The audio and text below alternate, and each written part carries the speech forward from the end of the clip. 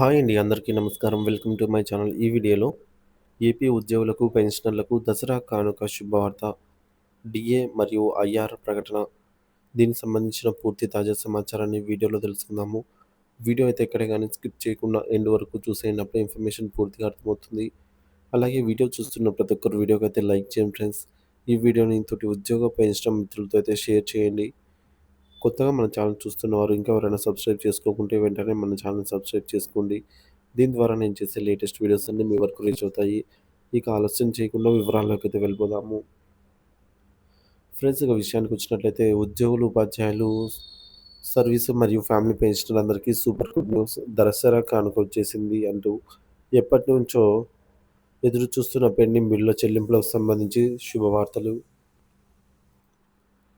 పెన్షనర్లకు PRC arrears GO number 106 ప్రకారంగా జనవరి 1, 2023 నుంచి పెన్షన్‌తో కలిపి 4 సమాన వాయిదాల్లో చెల్లింపులు జరగాల్సి ఉంది.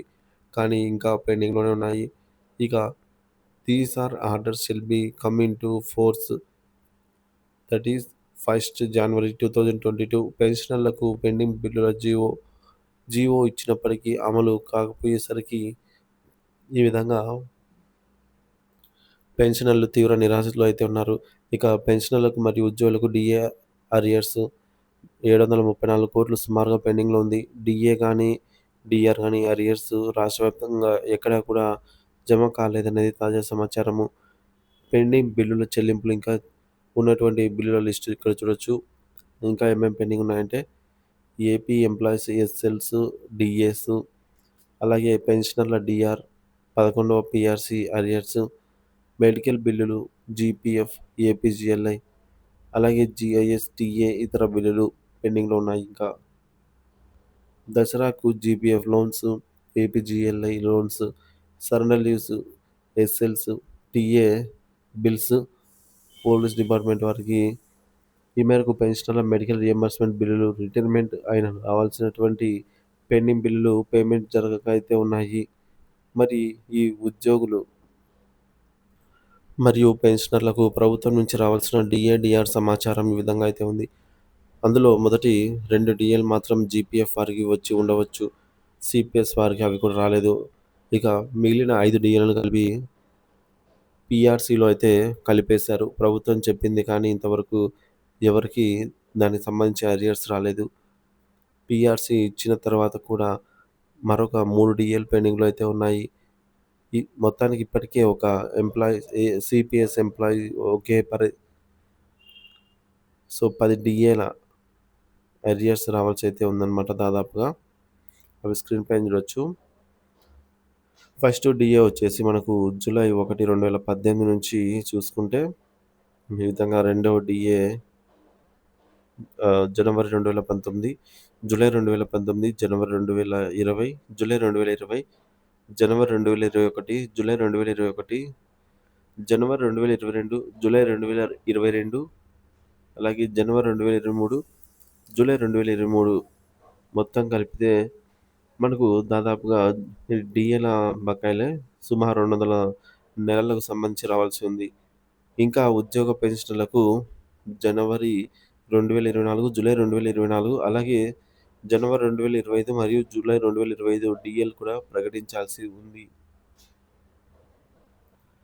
మరి వాటి అరియర్స్ మాత్రం ఇంకా అలాగే పెండింగ్‌లో ఉన్నాయి. ఇక్కడ చూడొచ్చు డీఏ అరియర్స్ టేబుల్ అన్నమాట.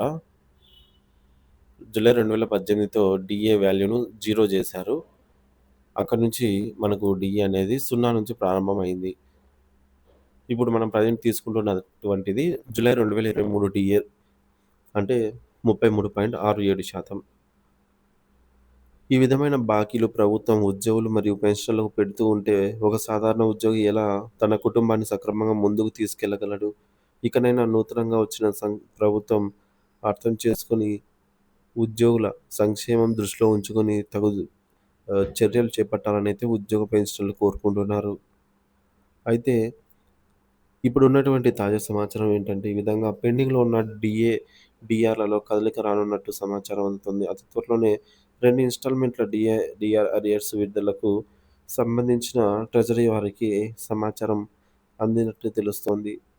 సో, మనం ముందే చెప్పుకున్నట్టుగా జనవరి 2020, జూలై 2020, జనవరి 2021 ఈ 3 డీఏ బకాయిలను కరోనా సాకుతో మాఫీ చేశారు కావున మిగిలిన జనవరి జూలై 1, 2021 నుంచి రావాల్సిన డీఏ, డీఆర్ బకాయిలను చెల్లింపులు జరపడానికి అవకాశం ఉన్నట్టుగా తెలుస్తోంది. అయితే ప్రభుత్వం దగ్గర ఉన్న నిధుల లభ్యతను బట్టి ఈ యొక్క అరియర్స్‌ను దసరా నాటికి చెల్లించే విధంగా ఏర్పాటు చేయాలనైతే సమాచారం తెలుస్తోంది. సో, ఇక్కడ చూడొచ్చు మనకు ఈ యొక్క డీఏలకు సంబంధించి అరియర్స్ అయితే రావాల్సి ఉంది. సో, వీటికి సంబంధించి అరియర్ బిల్స్ పెట్టుకోవడానికి కూడా ఇంకా బిల్ అయితే ఎనేబుల్ కావట్లేదు. ఇక ఏపీ ప్రభుత్వం ఉద్యోగుల దసరా పండుగ కానుకగా తీపి కబురు. ఉద్యోగులకు ఐఆర్ ప్రకటనకు రంగం సిద్ధం. 8% మధ్యంతర వృద్ధిని ప్రకటించేందుకు ప్రయత్నిస్తున్నటువంటి ప్రభుత్వం. సిద్ధమవుతున్న ఆర్థిక శాఖ ఈ నెలలో జరిగే కేబినెట్ సమావేశంలో ఉద్యోగులకు శుభవార్త చెప్పాలని సీఎం చంద్రబాబు నాయుడు గారి నిర్ణయం. ఫైల్ సిద్ధం చేయాలని ఆర్థిక శాఖను సీఎం చంద్రబాబు ఆదేశించినట్లు సమాచారం.